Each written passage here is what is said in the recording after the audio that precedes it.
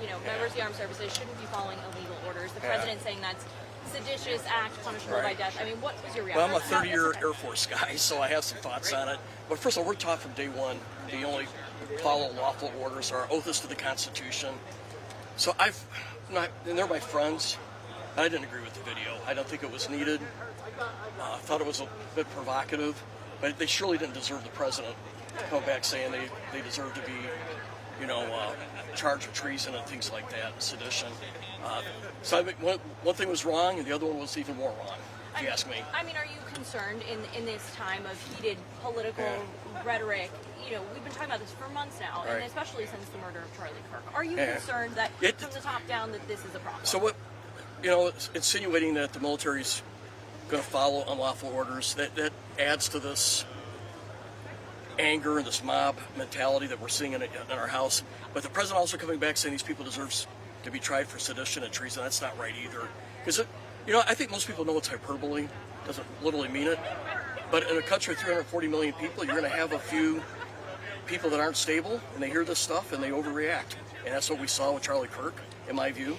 And so I think we owe it as elected leaders to try to tamp down on the anger. We could do a lot of this without saying the things that are being said. I mean, you can express concerns, but right now we're in this performative stuff where people want clicks, and what we see at 4 censors this week, maybe there was close to a 5th. Now he's back on to doing a censor, probably when we come back. It's the mob rule mindset doesn't work, and daggone it, we're the greatest country in the world. We can't be beating the shit out of each other all the time. We got to work together. That's what's going on. Can we get your thoughts on the military buildup in Nicaragua and around Maduro and the military buildup there?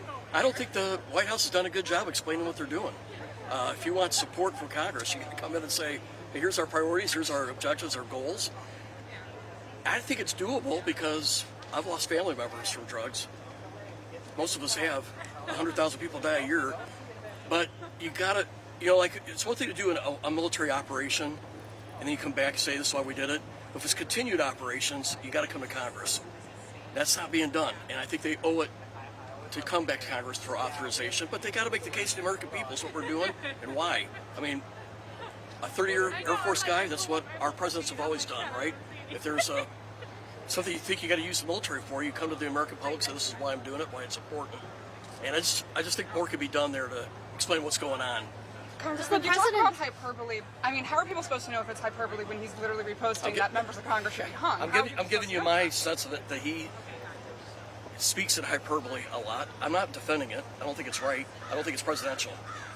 But I don't think he literally means he wants these people hung. But it's not right. I mean, it's one thing to say I disagree with the video, and we're all taught from day one to follow only lawful orders, that our oath is to a Constitution, not to, any person. And so I think there was a way to criticize the video without doing what the president did. Congressman, the president oppose changes to the discharge petition threshold that are being discussed in leadership? No, I don't like it because this is one way to get stuff from the bottom up, and you got to get 218. And I think that's legit. So I think, and we've only done 2. I think this Congress, we did one last Congress. So I think we've only done 2 this Congress, and I think we're close to a 3rd. But that, in the big scheme of things, that's not a lot. There are more being successful, though. Do you think that's a positive thing? Yeah, because it allows the House to act with the majority. And I love the Speaker. We came in together. I trust him. I think he's a great man. He also has some constraints on him. This allows the body to say, this is something we feel strongly in, and to get it done. And I felt very strongly that the president shouldn't abrogate the collective bargaining contracts. You just can't have an agreement and rip it up. So I felt strongly to put my name on that. I'm on the Ukrainian discharge because I think that that's important. And so this allows us to have a way out to still give a chance for our positions to be heard. We're looking on this resolution to change the censure rules. Yeah, I am on that. Yeah.